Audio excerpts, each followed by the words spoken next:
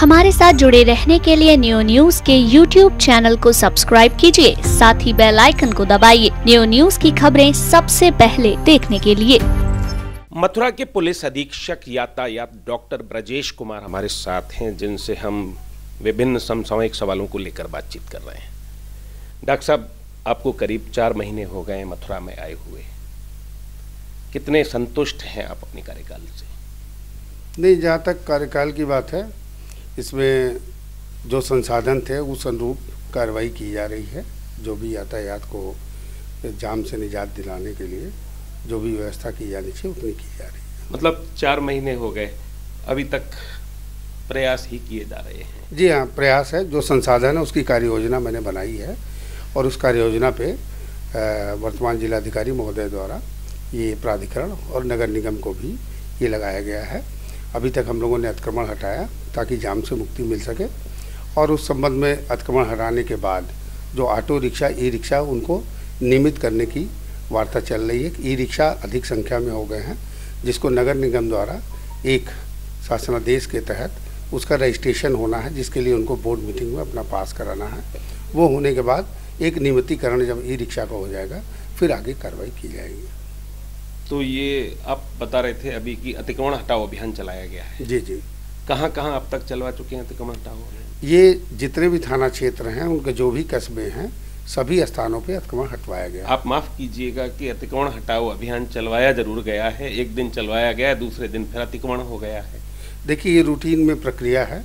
ये संबंधित थाना प्रभारी, नगर निगम, सभी लोगों को ये बताया जाता है कि यहाँ भी अतिक्रमण हटाया जाए, दोबारा वहाँ न लगे। अगर लगता है तो उस पर जो वैधानिक प्रक्रिया उस पर कार्रवाई की जाए।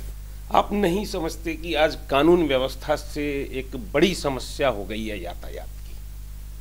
आप निकलिए और निकल कर देखिए तो आप जितनी देर में एक दूरस्थ स्थान पर पहुंच सकते हैं, जैसे हम मसलन अपने घर से चलें या कृष्णा नगर से हम आना चाहें कलेक्ट्रेट, तो जितनी देर में हम कलेक्ट्रेट नहीं आ पाएंगे, अगर हम हाईवे पकड़ेंगे तो शायद मथुरा की सीमा को पार कर चुके होंगे।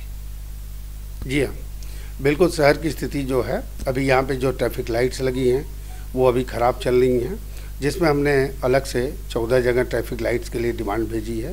प्रस्ताव पास होने वाला है। मैंने यहाँ पे NH के लिए 14 अंडरपास और ओवरब्रिज, फुट ओवरब्रिज के लिए कहा था, वो भी पास हो गया, शीघ्र ही बनेगा। उससे हमें जाम में निजात मिलेगी। और फ्लाईओवर के लिए मंडी चौराहा और जो KD कॉलेज के पास है, वो फ्लाईओवर एक तो कंप्लीट होना है, मंडी चौराहे का भी पास होना है, जो कि शीघ्र ही प्रस्ताव गया है, वो पास होगा।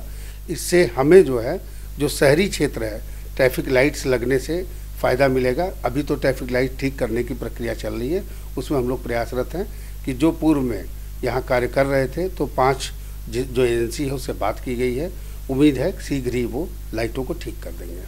एक और आप लाइटों को ठीक कराने की बात कर रहे हैं, ये सिग्नल्स वाली लाइट्स ठीक कराने की बात, ट्रैफिक सिग्नल। और एक और हम उन लाइट्स की बात कर रहे हैं जो चौराहों पर लगी रहती हैं, प्राधिकरण आदि द्वारा लगवाई गई हैं। छठीकरा का एक क्षेत्र है, वहाँ पर हाईवे पर लाइट लगवाई थी, और वहाँ पर बताते हैं कि वहाँ पर चूंकि कुछ पुलिसकर्मी अवैध वसूली करते हैं, इसलिए वे उन लाइटों को खराब करवा दिए हैं। नहीं, ऐसा नहीं कह सकते।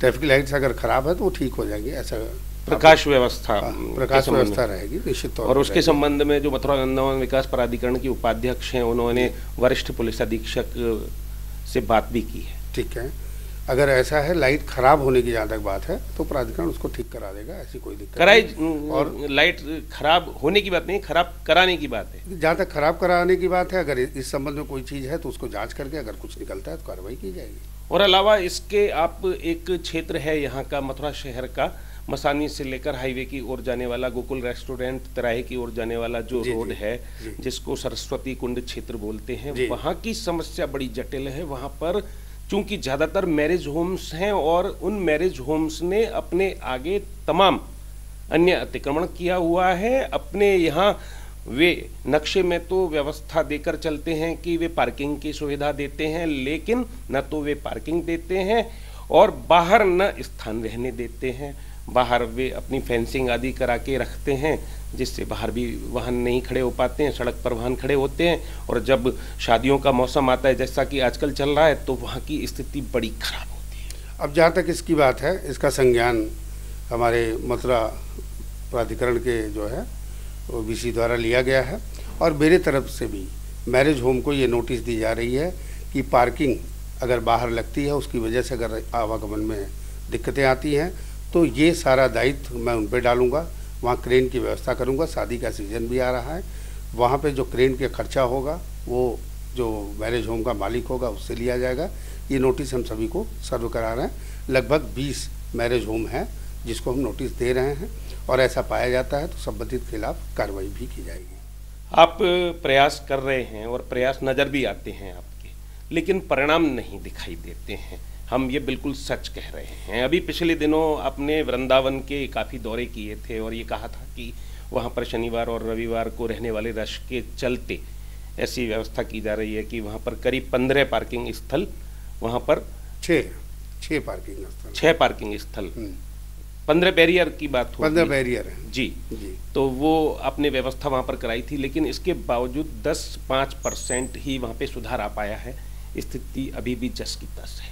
देखिए, जहाँ तक वृंदावन की बात है, वृंदावन में पॉइंट्स बनाए गए थे गाड़ियों को रोकने के लिए, पार्किंग स्थल बनाए गए जहाँ गाड़ियों को पार्क कराया गया। इससे व्यवस्था ठीक हुई है। मैं ये नहीं कहता कि बहुत अच्छी हो गई, लेकिन पूरी तरीके से दर्शनार्थियों से भी वार्ता की जाती है, हम लोग बात भी करते हैं, तो उन्होंने इस व्यवस्था को ठीक बताया है।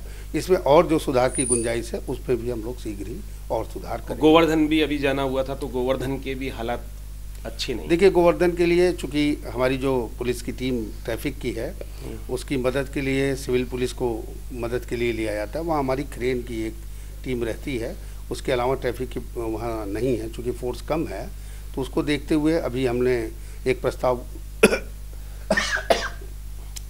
ये भी भेजा है कि फोर्स यहाँ बढ़ाया जाए, यहाँ TI लगाए जाए जी, कम से कम 5 TSI लगें और हमारे 250 कांस्टेबल किए जाएँ।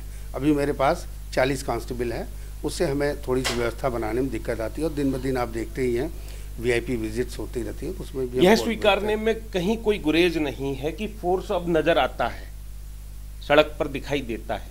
ट्रैफिक पुलिस कर्मियों के अलावा जो सिविल पुलिस है वो भी बड़ी तादाद में दिखाई देती है। स्टॉपर बहुत सारे खड़े कर दिए गए हैं। हम गोवर्धन की भी बात करें तो वहाँ पर भी इससे एक समस्या ही खड़ी हो रही है आम जनमानस की समक्ष। समस्या का निदान नहीं हो रहा है सर। तो क्या कारण है? मथुरा में भी यदि हम देखें तो ये जो मुर्गा फाटक वाला ओवर ब्रिज है, जब तक ये नहीं बना था तब तक काफ़ी दिक्कत थी। धौली प्याऊ की ओर जाने वाले रेलवे फाटक पर काफ़ी समस्या रहती थी, वहाँ पर 1-1 घंटे जाम की स्थिति रहती थी। हमने सोचा था कि जब ये ओवर ब्रिज चालू हो जाएगा तो सहूलियत हो जाएगी। अब ओवर ब्रिज चालू हो चुका है, इसके बावजूद स्थिति वहीं की वहीं। नहीं, पूरा प्रयास किया जा रहा है। मुर्गा फाटक का कार्य पूरा हो गया है, उसमें दिन में पूरी ट्रैफिक चल रही है। शाम के वक्त अभी थोड़ी दिक्कतें हैं, वो भी कंप्लीट हो जाएगा 1 हफ्ते में। उसके बाद ये समस्या नहीं आएगी। और जहाँ तक चौराहे दोराहे पे है, फिर भी कुछ मतलब ऐसा किए जाने की आवश्यकता है। हम शहर को भी याद कर रहे हैं आपकी बातों के बीच में ही, क्योंकि हमारे जहन में काफ़ी कुछ उमड़ घुमड़ रहा है शहर की यातायात व्यवस्था को लेकर, मथुरा की, वृंदावन की, गोवर्धन की। अभी संडे के दिन की बात है, रंगेश्वर मंदिर के सामने खड़े थे तो हम बड़ा अचरज भरी दृष्टि से देख रहे थे, एकदम वाहनों का रेला 4 तारीख कल की बात है। तो हालांकि कल तो वैसे भी सालक बहुत बड़ा था, शादियां बहुत थीं, तो लोग खरीदारी को भी निकले थे, संडे भी था इसलिए भी लोग निकले थे। लेकिन लगता है जैसे कि कहीं ना कहीं कुछ न कुछ कमी है अभी यातायात व्यवस्था में, जिससे स्थितियां नियंत्रण में नहीं आ पा रही। नहीं, जो भी कमी है, देखिए इसमें हम लोगों ने कोशिश की है कि संबंधित थाने चौकी को ट्रैफिक पुलिस के माध्यम से, ट्रैफिक पुलिस दोराहे चौराहे को सबको मेंटेन कर रही है, लेकिन वहाँ पे थोड़ा जो थाने की चेतक है और जो उनकी फोर्स है उसको लगा करके ये मैनेज करने का प्रयास किया जा रहा है कि बैलेंस रहे, यातायात का सुगम बना रहे, ताकि किसी को परेशानी ना हो। कुछ और कॉन्क्रीटली करने का इरादा है? जैसे आपने एक तो बता दिया कि नोटिस इशू किए जा रहे हैं जो मैरिज होम संचालक हैं उनको, कि वे अपने यहाँ व्यवस्था कराएं पार्किंग की, और अन्य कुछ ऐसा कि इस एरिया में वन वे ट्रैफिक सिस्टम लागू हो। पूर्व में मथुरा में हुआ था। मैं आपको बता दूं, 12 तारीख से वन वे व्यवस्था मैं कर रहा हूं जो आपका होली गेट का एरिया है वो total auto rickshaw, e rickshaw वहाँ पे नहीं जाएंगे। ये वन वे अपना हम कर रहे हैं।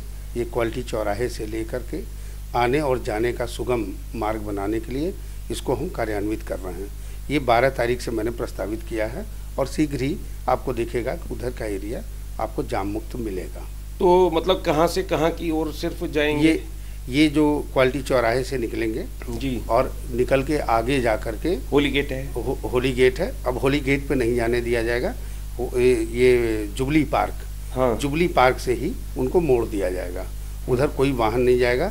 यही चीज़ होली गेट से भरतपुर गेट की तरफ किया जाएगा कि भरतपुर गेट से कोई होली गेट की तरफ वाहन नहीं आएगा जी, उनको पास करा दिया जाएगा। ये चौपहिया वाहनों के लिए होगा। चौपहिया और ये जो तिपहिया है आपके ई रिक्शा और ऑटो रिक्शा के लिए। हाँ। इसको हमने एक योजना बनाई है, शीघ्र ही कार्यान्वित करते हैं, फिर उसको डिटेल आपको हम देते हैं। चलिए, आपने इतनी बातचीत हमसे की, इतना वक्त हमें दिया, इसके लिए आपका बहुत बहुत धन्यवाद। Thank you. हमारे साथ रहे पुलिस अधीक्षक यातायात मथुरा डॉक्टर ब्रजेश कुमार। निश्चित तौर पर जब से आप आए हैं पिछले करीब 4 माह से आपने काफ़ी प्रयास किए हैं, लेकिन परिणाम अभी तक नहीं आ पाए हैं। आप भरोसा दिला रहे हैं कि आने वाले दिनों में यातायात व्यवस्था में सुधार होगा। कुछ सुधार हुआ है, लगता भी है, लेकिन वो ऊंट के मुंह में जीरे के समान प्रतीत होता है। उम्मीद की जानी चाहिए कि यदि आपके प्रयास सच्चे होंगे और उन प्रयासों का परिणाम आएगा तो फिर जो लोग हैं उनको भी यातायात व्यवस्था सुगम महसूस होगी। न्यूज़ के लिए कैमरा पर्सन राहुल लाघव के साथ योगेश खत्री।